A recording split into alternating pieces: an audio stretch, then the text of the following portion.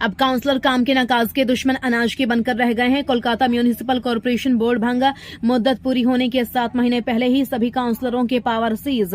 जी हां दोस्तों, एक तरफ कई म्यूनिसिपल बॉडीज के जनप्रतिनिधियों पर भ्रष्टाचार, कट मनी, इलीगल कंस्ट्रक्शन और अन्य अनियमितताओं के आरोप लग रहे हैं, तो दूसरी तरफ लगातार इस्तीफों और प्रशासनिक फेरबदल ने पूरे सिस्टम पर सवाल खड़े कर दिए हैं। इसी बीच राज्य सरकार ने एक बड़ा फैसला लेते हुए कोलकाता म्यूनिसिपल कॉर्पोरेशन को भंग कर दिया है और उसके प्रशासनिक नियंत्रण को अपने हाथ में ले लिया है। आईएएस अधिकारी स्मिता पांडे को एडमिनिस्ट्रेटर नियुक्त किया गया है, जो अगले नगर निगम चुनाव तक निगम का कामकाज संभालेंगी। यह फैसला ऐसे समय में आया है जब पूर्व मेयर फरहाद हकीम के इस्तीफे के बाद निर्धारित समय सीमा के भीतर नए मेयर का चुनाव नहीं हो सका। इसके बाद निगम के सभी पार्षद, मेयर, इन काउंसिल सदस्य और विभिन्न समितियों के पदाधिकारी अपने पदों से हट गए। लेकिन दोस्तों, राजनीतिक गलियारों में चर्चा सिर्फ कोलकाता नगर निगम तक सीमित नहीं है। विधान नगर और अन्य नगर निकायों में भी इस्तीफे और विवादों का सिलसिला देखने को मिला है। ऐसे में विपक्षी दल और कई स्थानीय लोग सवाल उठा रहे हैं कि आखिर नगर निकायों की जवाबदेही कौन तय करेगा और जनता की समस्याओं का समाधान कैसे होगा।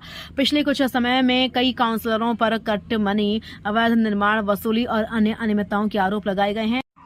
विभिन्न मामलों में जांच एजेंसियों और पुलिस की कार्रवाई भी देखने को मिली है। हालांकि आरोपित पक्षों की ओर से कई मामलों में आरोपों को राजनीतिक साजिश बताया गया है और जांच की प्रक्रिया जारी है। राजनीतिक विश्लेषकों का मानना है कि लगातार इस्तीफों, गिरफ्तारियों और प्रशासनिक बदलाव ने पश्चिम बंगाल के शहरी प्रशासन को चर्चा के केंद्र में ला दिया है।